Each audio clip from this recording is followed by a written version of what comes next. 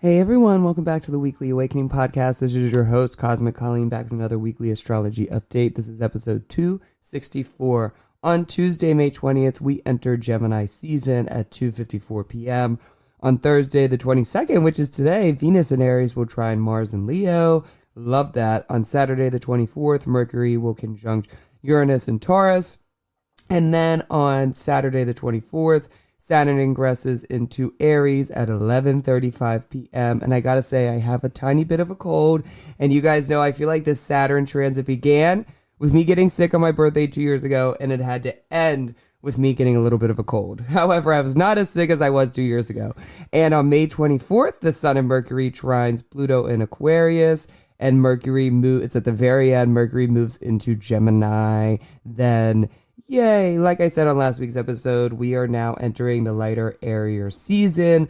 One that will be better than the previous 5 months have been, where, as we know, it's been watery and dark and emotional. Again, we're in the light time of the year, not just physically, but emotionally and mentally. During Gemini season, one of the biggest things that is happening is that Jupiter ingresses out, so it leaves Gemini and ingresses into Cancer on June 9th. For the last year, Jupiter has been in Gemini. It's been a really interesting energy because Jupiter actually does not work at its best in Gemini, the mutable energy conflict. As we've talked about before, the Mercury placements, Virgo and Gemini, are opposite and squaring Pisces and Sagittarius, the Jupiter placements. So there was a mutual reception there. However, it doesn't work best. So the energy between Mercury and Jupiter, like I've talked a lot, is a little bit of a manic energy. And again, my mutable energy is going to have such a nice shift with Jupiter out of Gemini, Saturn out of Pisces. I'll talk more about that as Jupiter leaves Gemini at the beginning of June. But like I said, it's a very manic energy. And Geminis like to literally figure things out with their mind, with their words. That's how they see the world. And Jupiterian people, they feel the world, right? Mercury people, they think the world, they perceive the world through their mind, and Jupiterian people, they see and perceive the world through their feelings, through their emotions, and both of those get very mixed up. So for, again, my mutable energy, it's been sort of all over the place, and when I looked for the right word, manic is what came to me, but there's some good stuff too. I would like to bring up real quick before we jump into transits about the inmates in New Orleans last week that escaped prison. 11 of them, and I think they lit a plantation on fire and burned it down, like the oldest plantation on fire. They were all allegedly Geminis. I did some of my research through Reddit and other online sources, and I talked and read with people who claim to have vetted this info. Like a good Gemini, I didn't actually go and look up their names and see, but apparently a lot of people did. I just gotta say, I actually love Reddit for astrology because a lot of people go on there who actually know astrology, and you'll find really interesting, like deep in thought concepts or ideas. And so people on there like had actually done that, and they all were Geminis. And I feel like this is very Gemini, first of all, and also the luck that comes at the end of this Jupiter in Gemini transit. Like we said, there was a lot of chaos, but Jupiter is a benefic. So by nature, it brings good, positive energy, good news. So Jupiter will not be in Gemini for another 12 years. So the end of this transit for a lot of Geminis is going to be really lucky. And to my knowledge, I haven't looked it up, but after like 5 days, only 2 of them were found. So I'm going to say too, that is very Gemini, and I'll talk about that, why that is. But I'm also sure that some of these inmates had to have had some Taurus placements this past weekend, because the Sun conjunct Mercury the Sun and Mercury conjunct Uranus in Taurus at the end of Taurus season, square Mars and Leo. That's a very breakout. Like I said on last week's episode, with Uranus, you break through and you break out. And Taurus season is beside Gemini season, which means often that people's planets in their birth chart will most likely, could be in Taurus. So Geminis are the air sign version of Mercury. Here's the harder thing, and why is it sometimes Geminis are associated with escaping prison or being in prison to begin with. There is a trickster energy to Gemini, a manipulating energy to Gemini, often delusional side of Mercury, and, comes out through Gemini, through the air expression of Gemini. I like to call the trickster side of Gemini, the untrained Gemini, the clever, they're witty, especially in the moment, like especially with escaping, whether it's having to escape a conversation, having to escape something they're being accused of, or again, escaping prison, often escaping with words, lies, and quick stories that they make up in the moment. They are ruled by the mind, the air side. So again, they're extremely quick-minded, and often I would say arguably the quickest-minded out of the entire zodiac, even more than Virgo, the Earth version of Mercury. So they know what's happening, a Gemini, before anyone else does. They often can read the room quicker than anyone else can. Virgo comes in a close second, but again, it's a little slower because it is that earth sign. You have to take in that element where air is very quick, right? You hear my hands very quick. So they're escape artists. They don't, now again, I don't like having some violent criminals on the street, on the loose. However, all I'm going to say is the Gemini in me sees the Gemini in them. That's all I'm going to say. It will. And even for myself, as you know, in the back, I used to be a drug addict. I did criminal things. I know a lot of people with Gemini traits that at one point, there's like this excitement that comes out when you're a kid. And it's like, Mercury can be like, ooh, let me do the other side of that. Let me do something that's bad. Like, it's fun. It's fun to instigate. You'll find a lot of young Geminis, and myself was that as a kid. I would instigate. I loved to piss people off. Just for fun. I loved to like drop a little bomb there and just watch it implode. That was when I was untrained. Now, lots of years later and lots of mental and spiritual work that also usually comes with Geminis, I've changed that side of me. But, you know, there's always that little piece in us. And because the mind is so often changing in the very fluid mercurial sign of Gemini, that's why you'll see them sometimes go back and forth within that. So let's talk about the birthday pileup that is happening on May 24th, my birthday, my 37th birthday.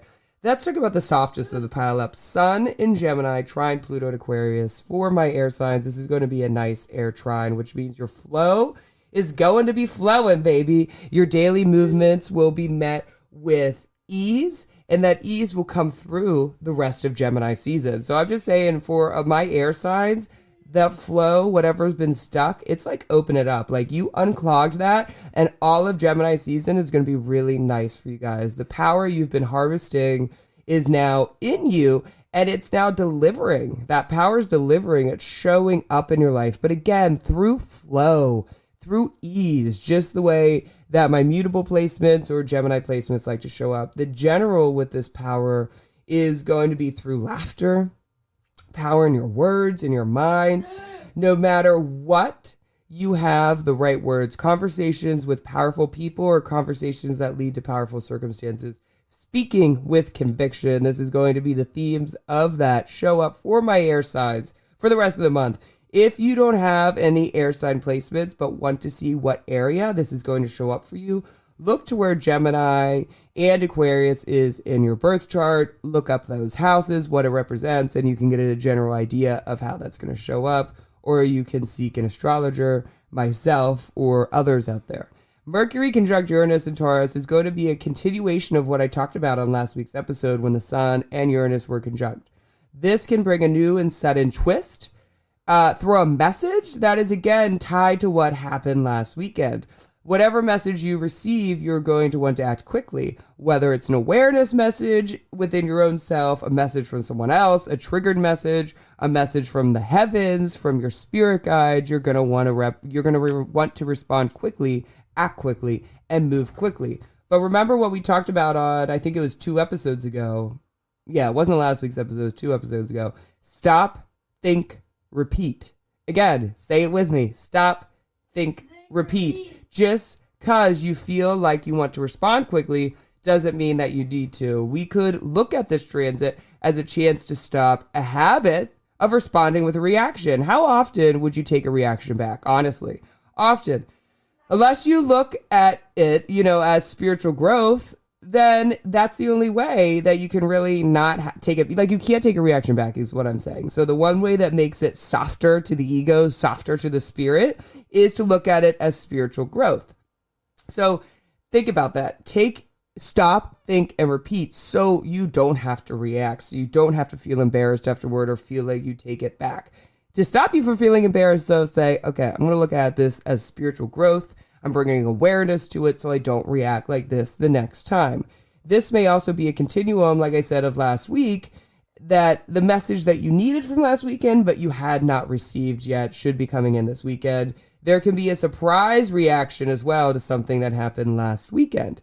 Now let's talk about Saturn in Aries, which will be there for 100 days first, and then Saturn will retrograde back into Pisces until February, and then ingress back into Aries from February 13th, 2026 till April 12th, 2028. The last time Saturn was in Aries was April 1996 to October 1998.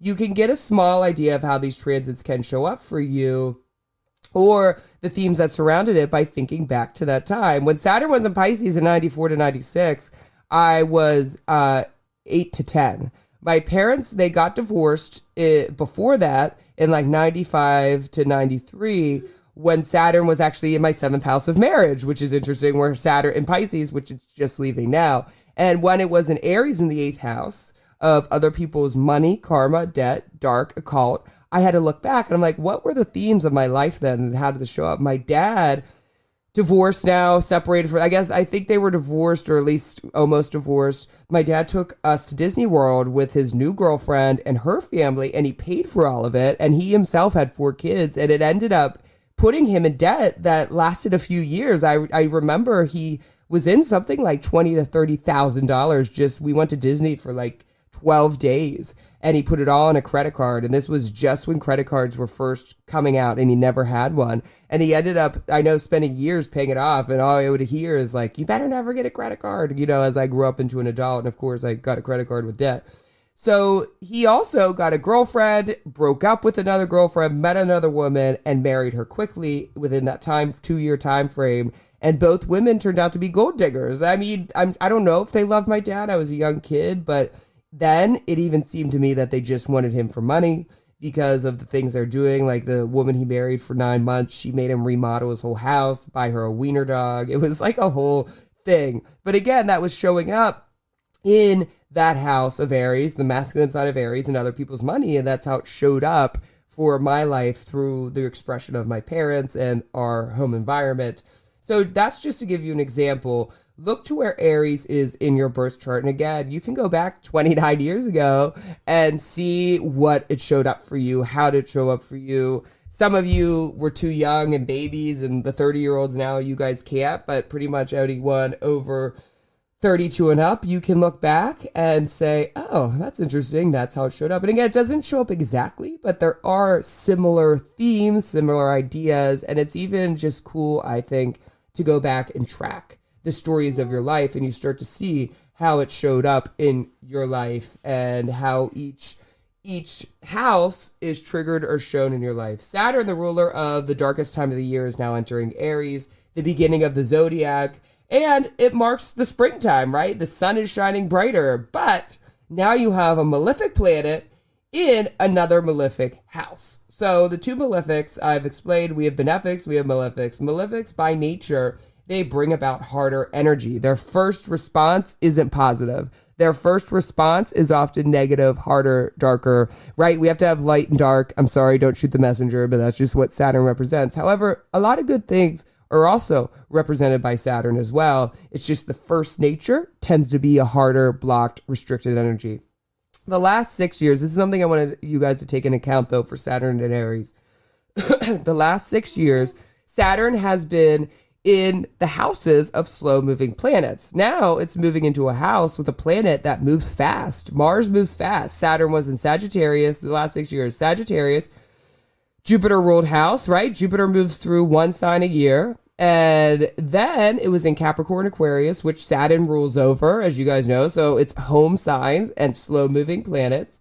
Then it was back into Pisces, Jupiter's house, which only had moved once. So all the way, one of the ways you can track this transit is going to be where the ruling planet of that house is, will affect this transit. So for instance, the last 2 years, Saturn transit in Pisces. Jupiter has only been in Taurus and Gemini. Do you get what I'm saying? So Jupiter has only been in two planets and two other signs in 2 years.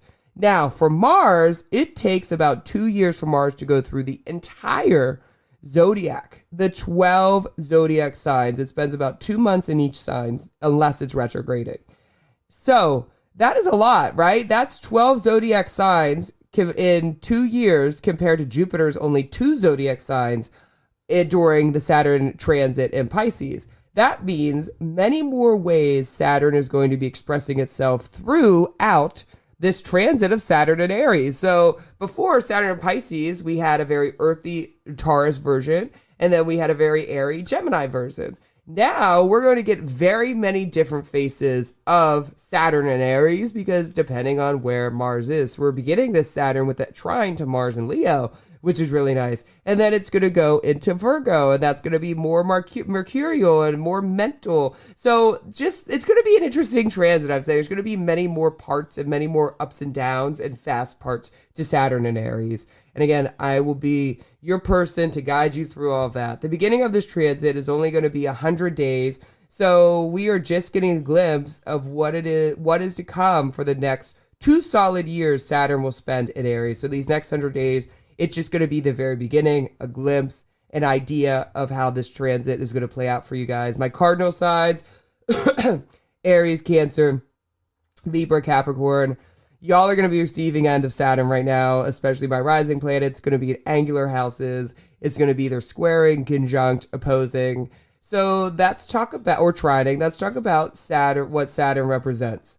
Like I said earlier, it is said to be a malefic. So its first nature is harder energy, but it doesn't mean it's all bad all the time. The planet brings amazing things as well, so let's talk about that. Saturn brings the really big rewards after years of grind and sacrifice. Here's the great thing. Saturn brings structure, consistency, hard work, big gains, common sense, grounded energy around reality. So a grounded reality, stable environments, long-lasting outcomes, familiar comfort, discipline, karma. The harder energy Saturn is often associated with is death. That is scary to hear, but I want to say it doesn't always mean physical death. Yes, it definitely can mean physical death, but it also can mean death of identities, death of old versions of yourself, death to relationships. This brings long drawn out endings. Remember, this is the harder stuff that we got to deal with Saturn. Grinding and feeling like you aren't getting anywhere, slow moving energy, stalled, stuck, stubborn, slow down or unwanted pause. Containment or being like somewhere in lockdown, somewhere that you're contained, you feel like you can't break out of it. Karma, family pain, trauma, sacrifice. For long drawn out pain, we look to Saturn, painful endings. Saturn is often associated with the old strict grandfather energy, which some of you maybe have heard that. That can seem scary, but it's also very beautiful. I've had Saturn the last 2.5 years in angular house in the 7th house. I've ended some relationships, some work relationships, etc., but nobody died. Knock on wood. I let go of some identities, but again, no one died. I know 2 Pisces who had this Saturn conjunct their sun. They didn't die. So when I say death, I know we all sometimes get scared. That doesn't always mean in the physical death. Yes, when death shows up, often you look at that person's chart and Saturn is somehow afflicted within their chart, but Saturn is always going to be at one point afflicted in your chart, and it does not mean that death will come. So don't freak out about that. I just want to say that. Again, it could be death to identities, it could be death to relationships, it could be death to just shedding who you once were. So cardinal placements, you guys are often burnt out very easily. You're the beginning of, you're the cardinal because you're the beginning of each season. So you start out strong, okay? But then fizzle out sometimes. So often you'll find cardinal placements that because of the element and how that shows up in the season, they go strong, they go hard, they go fast, and then they often fizzle out. I actually know a few Aries who will okay, I'm going to, start actually my ex-husband was one. He'd be like, okay, I'm going to run the marathon. I'm going on an all water vegan diet. And he would go so hardcore for 2 to 3 months. And then just totally end it. It was just, he went too hard and he would fizzle out and then try something new. That was always a pattern. And I know a few other Aries who are like that. So Saturn coming in is going to be giving you guys the grounded energy to persevere through something, to bring more structure to your chaos, more strength to your weakness, and lots of rewards to your sacrifice. So remember that through this whole transit. And again, don't be scared. I'll keep you all updated on this transit as a weekly, as it progresses weekly. Next Monday, we have the new moon in Gemini, right as Mercury, Gemini's planet, enters Gemini. And it's the end of the Jupiter in Gemini, bringing lots of luck. This is a great rebirth for my Gemini placements and my other mutable signs. But again, this is going to be really big for my Gemini placements the most. This is the first new moon since 2023 that we had in Gemini that it was not squaring Saturn, or the Gemini energy was not squaring Saturn. Like Saturn ingress is right into Aries. We got the new moon. I'm excited about that. So my mutable signs, we can all cheer right now. The new moon for Gemini suns, the direction, and at the end of all these transits, the direction you're going on your life path is now making sense. You made or said the changes that you needed to, and the seeds you planted are now growing in the direction that you wanted them to grow in, or at least, the leaves now have visions. There's no more guessing. You have a new life path journey, and it's beginning, your work journey, your life path journey, maybe you're back to school, and it's comfortable. So now you see it. It's been cleared manic vision, especially for this last year, but now the pieces have aligned, and you are moving forward in this new vision of your life. Gemini risings, you don't feel scattered anymore about who you are. Jupiter transiting your first house, the square to Saturn. There was this daily grind about who am I now? Where do I belong? Or trying to control your mind and emotions. Or create a stability within, a good habit. You were confused and maybe even lacking some confidence, which doesn't actually really happen to Geminis too much. This new moon is a serious rebirth for you personally within yourself. You now have your confidence back, your mojo back, belief in yourself, and knowing about who you are and how you want to be mentally in order to live the life you want to live. Gemini moons, this is the rebirth with your emotions, and not just all emotions, but the recently triggered ones or the ones that have been triggered over the last year. You are more grounded in reality, not obsessing over something that isn't reality or can't really be your reality. You feel calm and complete in your emotions.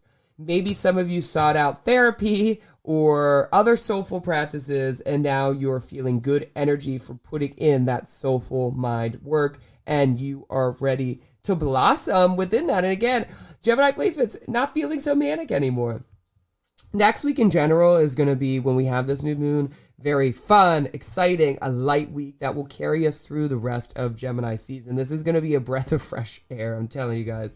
For this new moon in Gemini, make sure that you lighten up, have fun, laugh, and ask yourself, why am I taking life so seriously when none of this fucking matters, okay? Literally none of it. Love is really the only thing that matters. Everything else is something humans evolved to think mattered, and it really doesn't. In the end, when you're dead, when you're dying, none of that shit matters. So ask yourself, if it shows up, or maybe as I'm talking to you, it's already showing up, why am I taking this so seriously? Look at your life and find something you take too seriously and stop, figure out why, and allow your mind to realize, now I don't need to take it this seriously. I will be not taking things seriously in Miami this weekend for my birthday with 90-degree weather and sunshine. I can't fucking wait because it is miserable here for Memorial Day weekend. It's like every time I stay in the area for Memorial Day weekend, it is miserable in the Philadelphia area. And I just need sun. I need heat. I think as a Gemini placement and being associated with the sunshine, it is never too hot for me. Like, I can handle 100-degree weather. I am totally fine with it. I love it. So remember, why am I taking this so serious? Most things that you're taking serious, you do not need to take serious. You need to practice some detachment. You need to let go. You need to figure out why you've harvested so many emotions around something, because again, life is not that serious. Said from a Gemini sun, Gemini Mercury, Virgo moon, Virgo rising, life is not that fucking serious. I love you all. Have a great new moon, and I'll be back next week.